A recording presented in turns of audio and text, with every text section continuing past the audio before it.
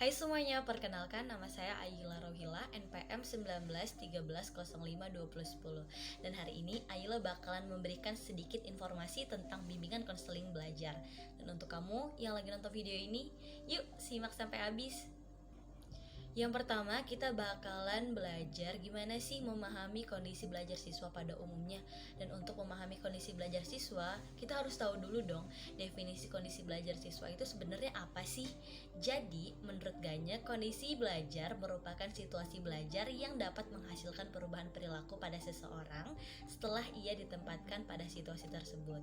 Dan oleh karena itu, untuk memahami kondisi belajar siswa pada umumnya, kita juga harus memahami terlebih dahulu nih bahwasannya kondisi belajar itu ternyata dibagi menjadi dua loh, ada kondisi internal dan ada kondisi eksternal.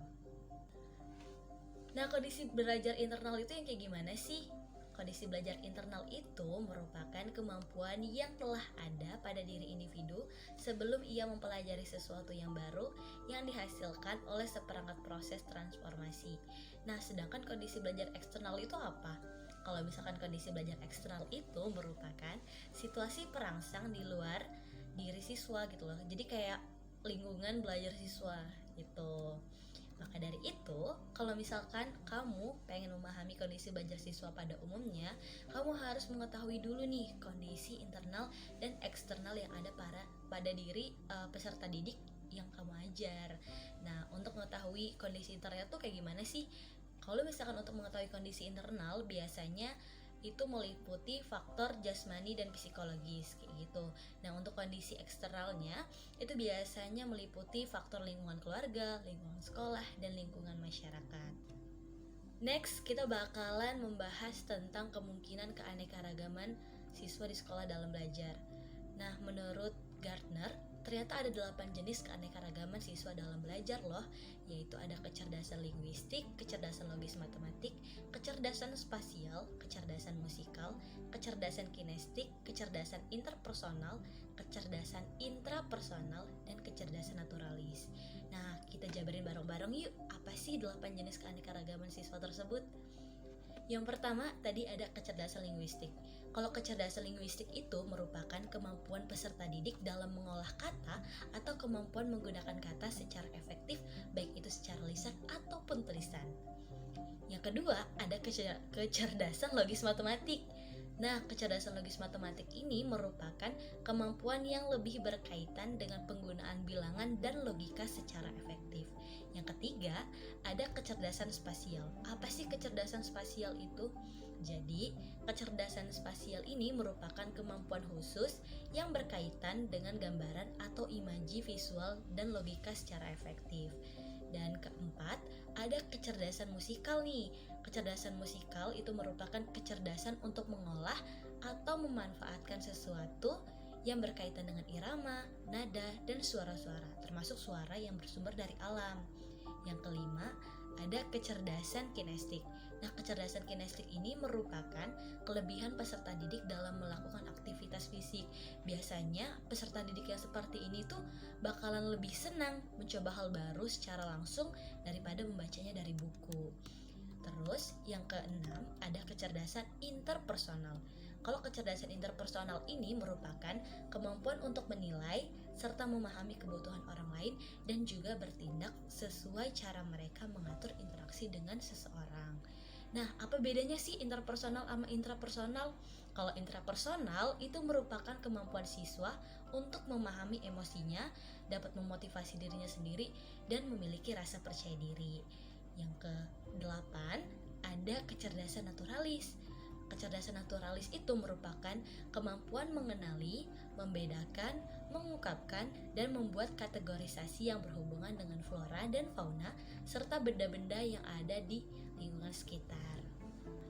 Terus selanjutnya kita bakalan membahas tentang permasalahan belajar apa sih yang paling perlu untuk mendapatkan layanan dan teknik serta strategi bimbingannya. Menurut Ayla, Permasalahan belajar yang paling perlu untuk mendapatkan layanan itu adalah kecerdasan intrapersonal.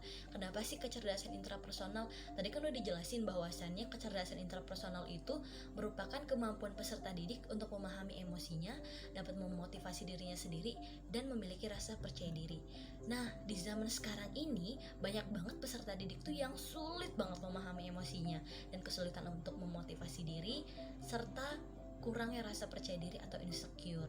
Jadi teknik atau strategi sebagai guru bimbingan konseling untuk kasus ini yaitu melaksanakan konseling individual, memberikan bimbingan serta arahan, dan juga memberikan motivasi. Selanjutnya kita juga akan membahas tentang faktor apa aja sih yang mempengaruhi efektivitas dari pelaksanaan bimbingan konseling belajar di sekolah.